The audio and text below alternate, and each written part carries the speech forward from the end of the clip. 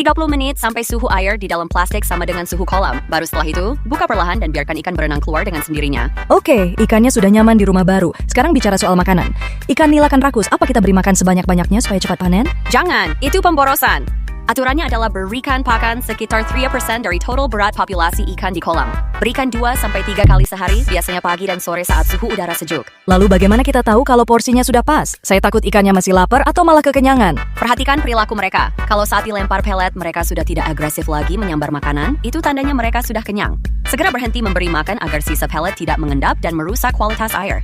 Sisa pakan yang membusuk bisa jadi racun ya. Itu sebabnya kita perlu melakukan manajemen air secara rutin. Seberapa sering kita harus ganti air kolam? Tidak perlu ganti seluruhnya, Robin. Cukup buang sekitar 20-30% air dari dasar kolam setiap 1 atau 2 minggu. Di dasar itulah kotoran dan sisa pakan biasanya menumpuk. Sasha, ada satu hal lagi.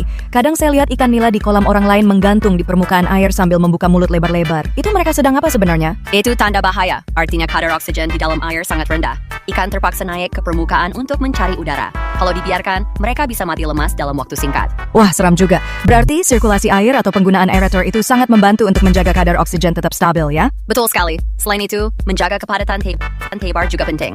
Jangan terlalu serakah memasukkan terlalu banyak ikan dalam satu kolam. Idealnya 10-30 ekor per meter persegi saja. Kalau terlalu padat, mereka jadi berebut oksigen dan ruang gerak yang akhirnya membuat pertumbuhan mereka terhambat atau kerdil. Benar begitu, Sasha? Persis, kualitas lebih penting daripada kuantitas. Lebih baik memelihara 100 ikan yang tumbuh besar dan sehat daripada 500 ikan yang kontet dan banyak yang mati. Sekarang bagian yang paling ditunggu-tunggu, masa panen.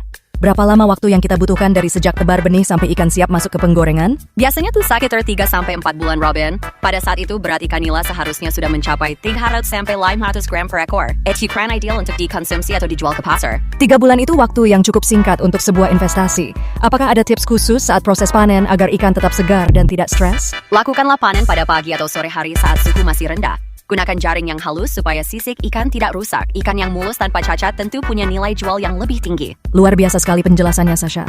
Ternyata budidaya ikan nila itu bukan sekadar memberi makan, tapi soal memahami ekosistem kecil di dalam kolam kita sendiri. Benar, Robin. Ini adalah perpaduan antara sains sederhana dan keteladanan.